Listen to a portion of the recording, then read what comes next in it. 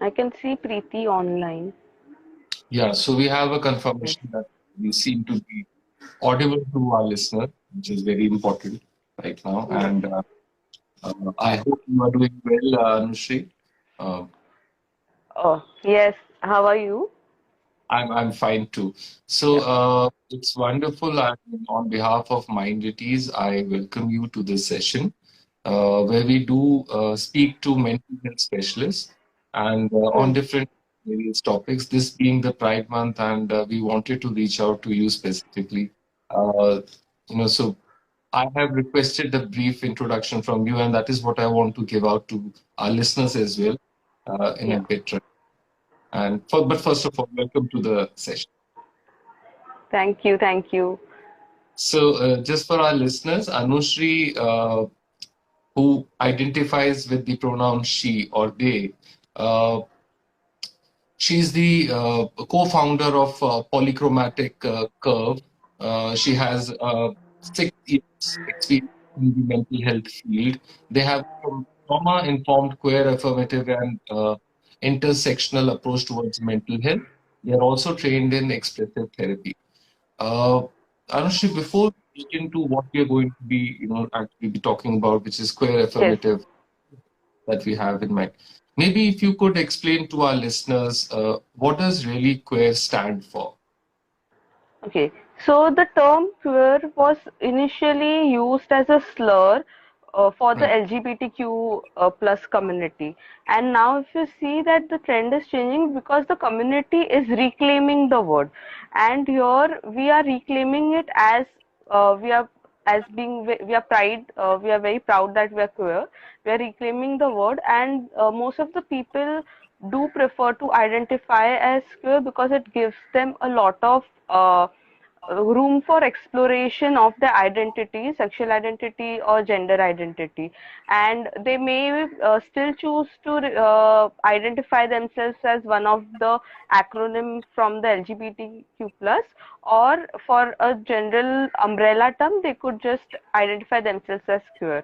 So we are reclaiming the word and it's no longer a slur. so, but do you feel that the challenge that exists with listening to this word when spoken, because I think it's not just about the words, it's how it's spoken also. So, when we speak about how the term is being reclaimed by the tribe, and Yeah. but do you think that there is still a prevalence of using this word in a derogatory fashion? Does it exist? Do you think that this challenge exists? So, since we are so proud and reclaiming it, and we don't see it as derogatory, but there are times when used in a derogatory manner, we can differentiate when a person is using it in a derogatory manner or they are using it, as a validating, affirming identity. So it could harm, it could have a negative connotation, but that's what we are trying to reclaim it. We are trying to make be proud of it, and Right, because if you see the terminology it means strange or right, weird, so we are reclaiming that, and we right. are saying that there's no we are normalizing it. We are saying it's uh, there's nothing harm in this word. We are proudly reclaiming the word and being out there as we are.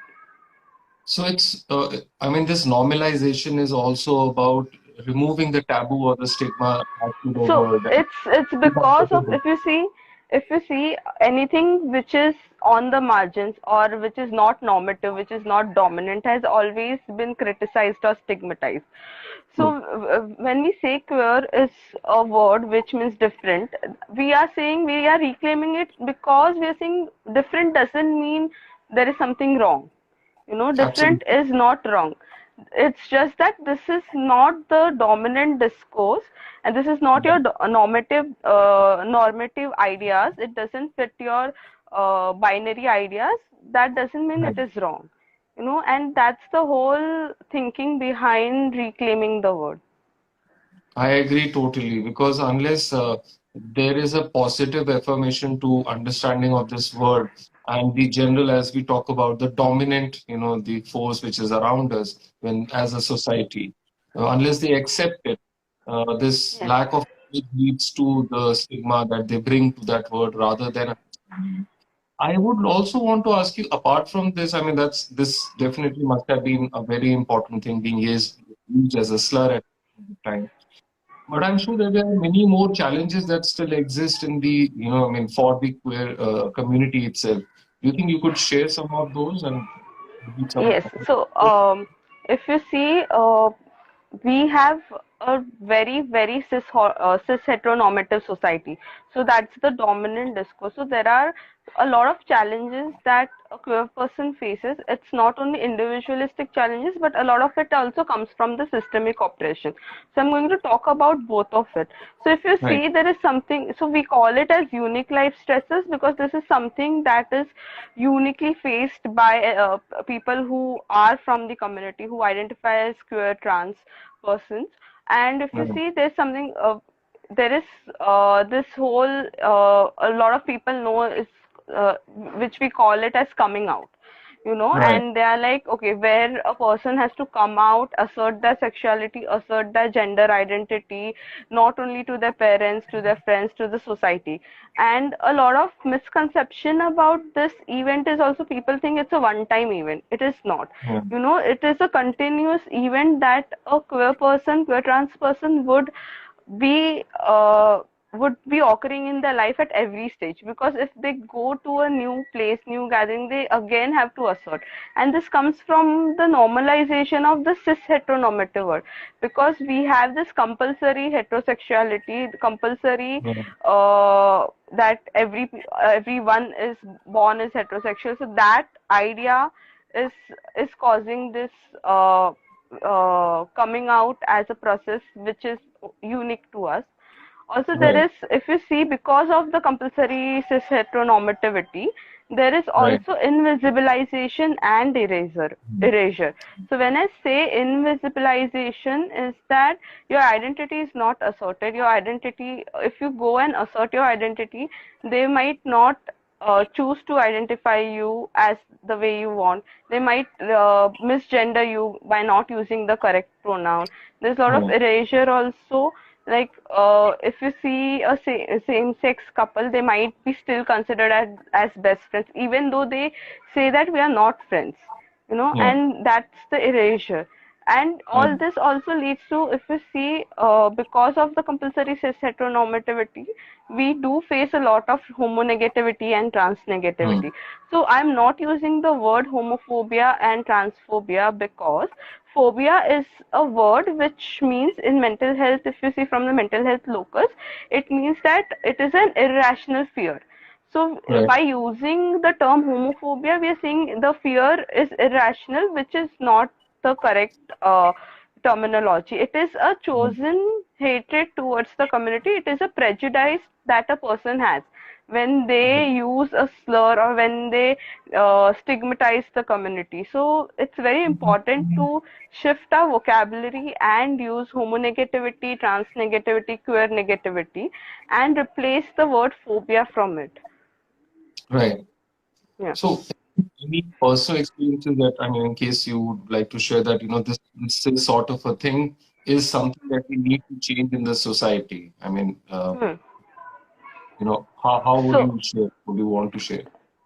so it's very so it's not a one-sided work. So it's a very so what, we can't just go and do the work. It also, the person, the cishet allies need to do Right. the work, need to do and notice the notice the homonegative ideas, trans negative ideas they might have, and then working on it. Because if you see, everywhere the representation of the media, the representation everywhere Mm. is of a cis heteronormative world, and there's Right. lack of representation of trans life. So that also somewhere we do internalized a lot of binary ideas. So working on oneself would be one idea, one of the step. Other Right. step, being an ally, what you can do. So there are so many uh, ways that you can help. So you can always advocate for queer rights. You can participate in advocating about queer rights. You can give, we are not saying that give your opinions, because it is our lived experiences and we know what it is about. We are saying Right. amplify our voices, because we do need people to amplify our voices, what we are saying, because then it might not reach the dominant discourse. Right. And I'm sure that because of this lack of understanding, I mean, before you start advocating or creating awareness for something, you need to understand yourself. And so there, these terminology, or this use of other pronouns that a person Yes, want to be associated yes. with, Like, or just, by yeah, you sorry, can please. start by knowing the terms and terminology, because Right. oftentimes a lot of time people come to us and ask questions which are easily available on Google. So the terms, the Right. terminology, if you just type it, you will get a lot of free resources.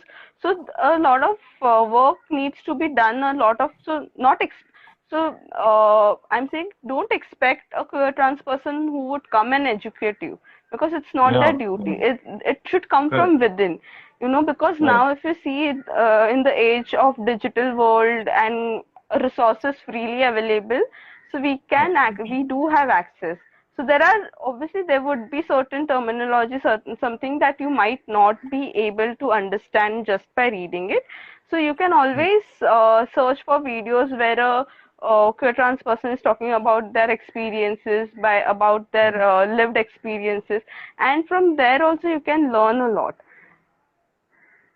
Right. I mean, your source of information is also quite important in this Yes, digital world. yes. The material is available. But I would want to, I mean, if I understand it correctly, any human challenge that we face, any challenges Hmm. that a human faces, leads to kind of impact on our mental health as well. So, in terms of, for the queer community, what kind of outlets that they can opt for to address these issues that, arise from the challenges that they face? So, one of the things that I would also highlight, that a lot of challenges that the queer trans community face is because of the systemic oppression. So it Right, is also called as minority stress, where a lot of stress is caused because it's oppression from the system right, on them. With, if you see, when it comes to queer trans individual, they are minority even within the household. So even within their family, they do not right, have support. So it's very important for them to go out and seek support.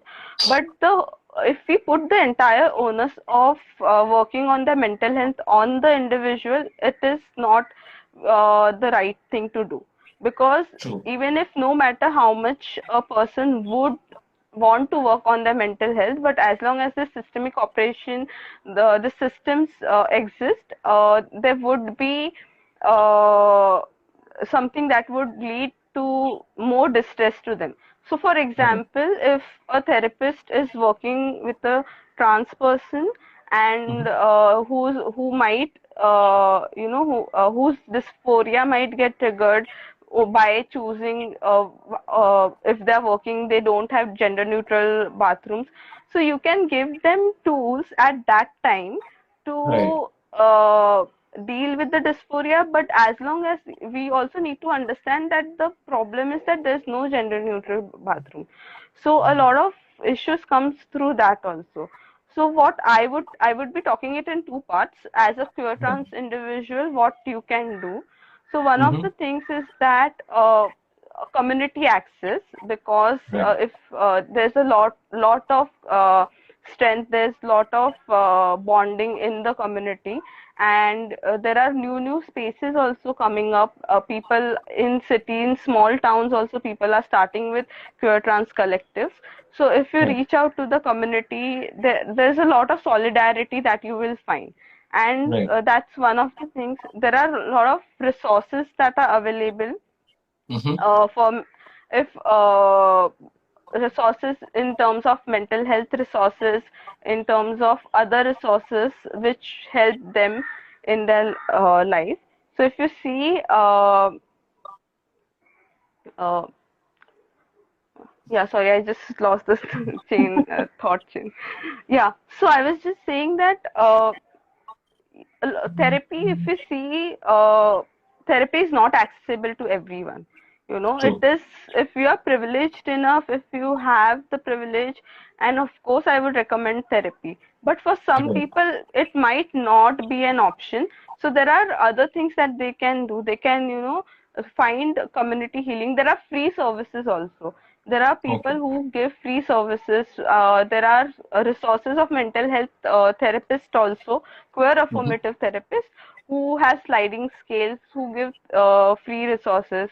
Uh, Reach out to them, reach out to the community, reach out to people around. Even if you don't know, even if you don't know the Hmm. person, but if, Right. because there are a lot of queer trans activists over there and they will help you out.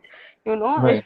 do not hesitate to message them on Instagram, on any of the social media, because as far as I know, there are people available, and they would give you a lot of resources. The second thing I want to say is that the mental health issue in the queer trans community will exist as long as the systemic operation exists. So a lot of Right. work needs to be done outside the therapy session, where a lot of advocacy is required, where you raise, as a mental health therapist, as a cishet ally, you need to raise voices for the community, uh, amplify the voices. If you see any queer negative, homo negative, Right. trans negative comments, call out to them, educate them, Right. so give them resources. So all this is the added things that can be done by the mental health practitioners, by the cishet allies, because queer mental health is not an individual issue. It's not coming because of any individual suffering. It's the root is in the systemic operation.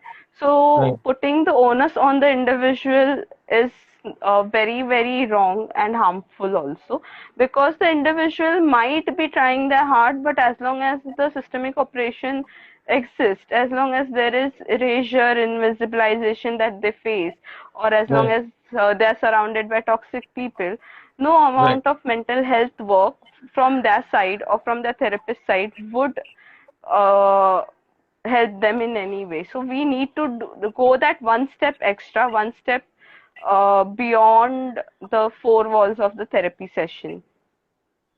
Right.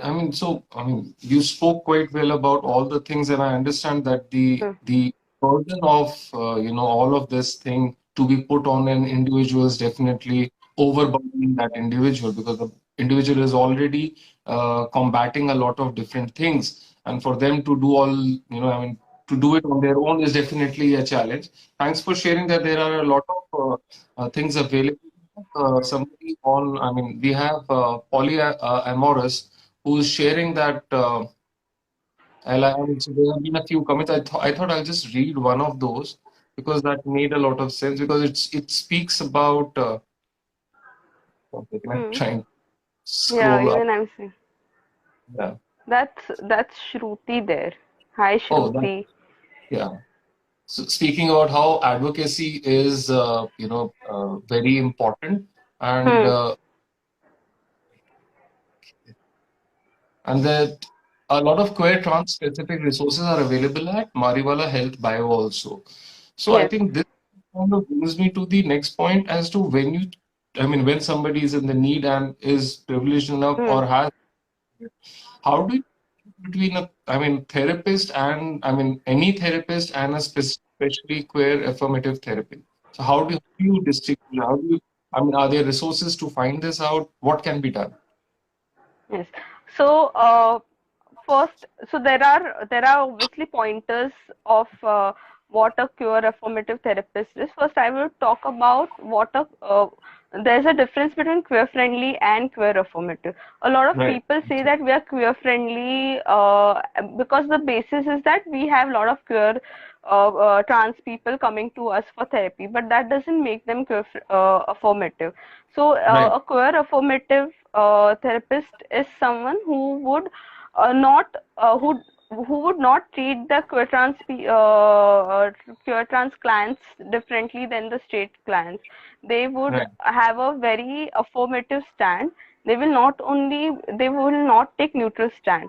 So if you see, there are pointers, small pointers. When the intake form is there, they'll ask you about your sexual preference, and they would, Right. to everyone, to all the clients, they would ask you about your sexual preference, your gender identity, the your preferred pronouns. So these are the Right. markers. If you see, they might have something to indicate that they're queer affirmative. They might make their space queer trans friendly. There would be they won't come up, they they would advocate themselves as queer affirmative therapist throughout. So it's not only when a queer trans client comes. So that's Right. not being queer affirmative. And they will, while working on the issues also, they will have in mind it's not about only the individual, but they will also keep the systemic operation uh, as one of in the background, and knowing that from where this issues are coming Coming from. from. If the issue is not related, so you cannot separate the person and the identity, right? So they True. will always have the identity at the heart and would know the background. But a lot of times we cannot put this labor on people to find out. So easier way is to check the resources which are available. So Mariwala Health Initiative has a list of queer affirmative therapists. There's Right. also Pink List, which gives a list of queer affirmative therapists, and these are verified ones. So Right. Mariwala has themselves trained the therapist, Right. and they have certified. Pink List, when they came out with the first slot of their queer affirmative therapists, they had sent a uh, questionnaire to be filled, and from Okay. there they came to know from their ideas, from the responses, whether the person is queer affirmative or not, and also from the community, because the Right. community vouches for the therapist. Also, Okay. when you can also see for certification, like if they Mm-hmm. have any certification, uh, uh, so QAC, like Mariwala gives one certification, so that is something that you can look forward. If there are other Okay. institutions which are giving certification and they're claiming that this is where we are certified from, so it's also important to know about the institution. Correct. So whether that institution is giving out the appropriate information or not. So Right. a lot of why I'm mentioning Mariwala is because the training is done by queer trans people. So it is Okay. not some cishet person coming and talking Mm-hmm. about our experiences. It's them talking. It's made, the entire course is made by queer trans people, and a lot of it has come from personal experiences, a lot of research Mm-hmm. that they have put forward. So this is something that we can put our trust into. Even Pink List has been doing a lot of queer trans affirming work, and even there you would see a lot of therapists which are clashing. Like both of them, they are mentioned in QACP as well as in the Pink List Interest. list. Okay. Yes, there is also Varta list. Varta list is extensive list of all the healthcare professionals which can be Okay. accessed, and all these lists keep on upgrading. And Okay. even few of them also provide with sliding scale. So when I mean sliding scale, if there is any issue with the money, if they are not able to pay, so they do provide with concession. They slide down their scale. Some of them Okay. also provide free counseling also. Right. So when we exist in a society where addressing mental health or actually speaking about mental health for anybody per se is a challenge, speaking about it that I do need, require mental health is a challenge.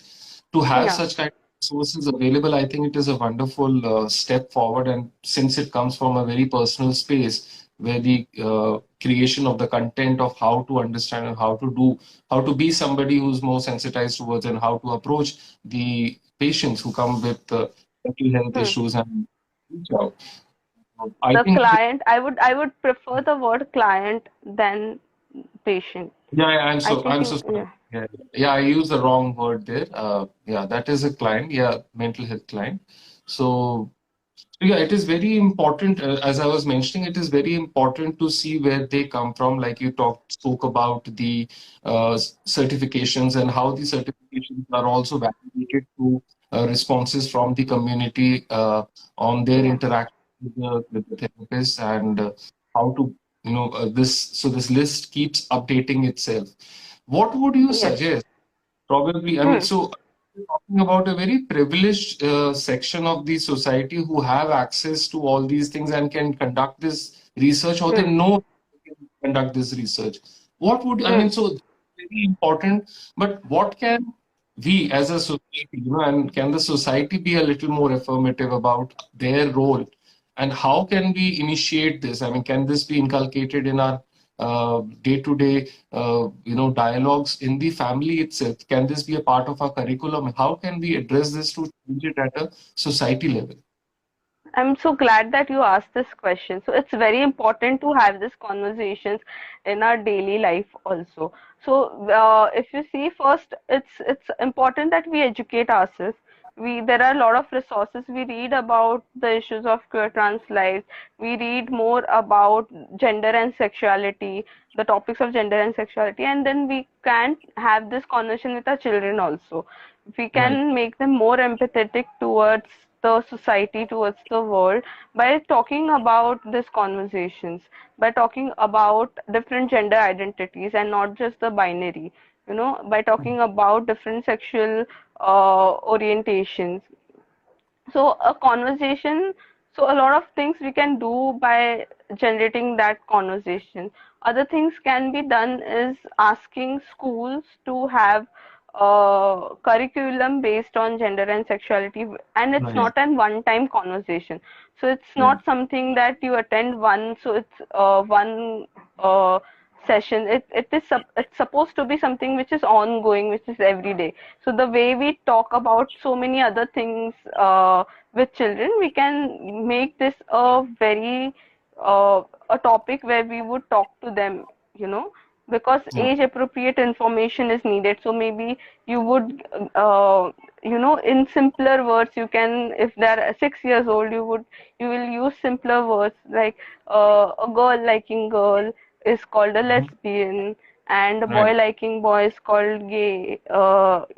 You can use such simple words, and as they grow up, you can then introduce them to more of queer resources. There are queer story books also available, talking to them about it, talking Right. and if you start early, they would also be very sensitized. Also, if you see as we navigate a lot of spaces, if you see someone saying some negative, trans negative comment, you can always Mm. tell them that this is not appropriate and educate them. So Right. advocacy also doesn't mean that we have to do something big. All the small steps, you know, Right. is advocacy. When you see someone using, like making a casual remark or casual joke, and then at that point stopping the person and saying that no, this is not right because you are promoting homonegativity, trans negativity. So that Right. step by a cishet ally would go a long way, because oftentimes what happens in such spaces, since the person there would be only one queer trans person, they might not be out, they might hear the Right. joke, and they might not be able to stand for themselves. So it's very Yeah. important when cishet allies, put this efforts from their side. So they would Right. also would know that you are an ally, so they can reach out to you if they need more support and help. Right. So, yeah, I mean, as you mentioned, it's important for somebody in power, I mean, who holds and some kind of a command over the audience in front of them, be it the children, be Yeah. it the parents, be it the society. So, whoever in power needs to be finding the sense of representation or allowing representation in terms Hmm. of wherein the dialogue, because the dialogue is generally between two people. So, how do Hmm. you create this situation where the dialogue can be held uh, quite freely? Rather than, so as you mentioned about this instance, say there's somebody who's not yet decided or has come out with their identity, and when they hear a gender negative, statement, Hmm. they don't necessarily feel comfortable to even speak to somebody at any point of time, because they believe, because that sense of being not right, is, powered into you through these kind of incrementally increasing Hmm. statements around yourself.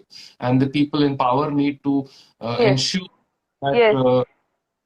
that a Like looking at your HR complete. policies, whether they are inclusive, whether what are the policies for HR has when there is Right.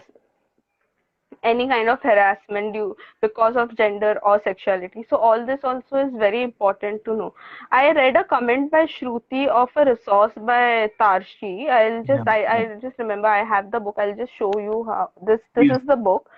Okay, Okay. so this is the yellow book. Right. It's for the parents' guide to sexuality and education. So Wow. this book talks about, it's for the parents and on how would they go about the conversation with their Right. child. How can they Yeah. start that conversation? There is also, if I'm not mistaken, there's also red book for children and blue book. So red book, so different age group. So there Okay. are, so they do have a lot of resources. So this one, the yellow book is for the parents and the parents and teachers. Right. Right. I think creation of such material and the availability of it for people, I mean, in houses, in education systems, I think Hmm. it's a step. And as Preeti also mentioned there, that, I mean, being a part of Mind at Ease, we are also working towards creating content for advocacy Hmm. to reach out to the people who really need this from the early age itself, the schools, Hmm. colleges, and so on and so forth.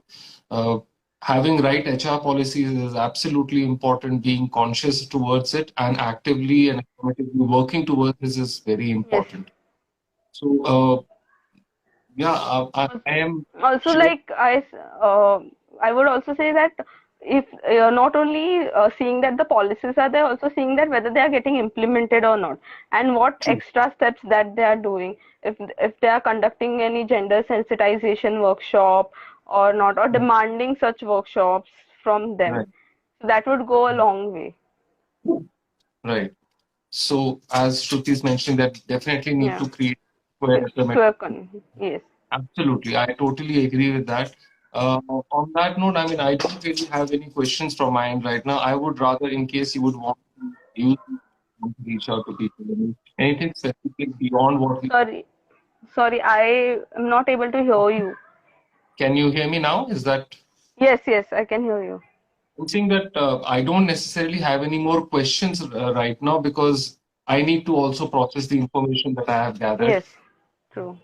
Information taken in small increments is always better than you're able to absorb and then return and absorb more. In case you have something more to share specifically beyond the scope of what we have, something that I have on our view, if you would want to So share. yes, so if there are any cishet allies watching this, so I Yeah. would request you to continue reading up, continue acquiring knowledge about the topic, about queer trans lives, and in what way you can contribute, because it's not a one-time conversation. And when Yeah. you and it's also important to also imbibe it in our day-to-day life. So this is what I, because we really need more affirmative actions from the allies also. So it's like, if you are, it's not it's one step Right. more than just not being homo negative or trans negative. So I Right. know if you are not homo negative, you are not trans negative, but then take that one step ahead where you assert, affirm the identities and you learn about it, and not wait for some person to come and tell you about it. Right. Thank you so much. I would like to thank all our listeners as well. And I'm sure that once this is out on IGTV, and uh, it will probably be on my YouTube channel as well. But I Yes. would recommend share it forward, because these discussions and these dialogues are important for people to hear, so that they can also realize not only that uh, that there is something that needs to be done. Right. Yeah, so I'm giving, I mean, so this is also our research where we realize that the network, kind of starts to act up around this Drops time, at which is 5. why Yes. it drops at 5.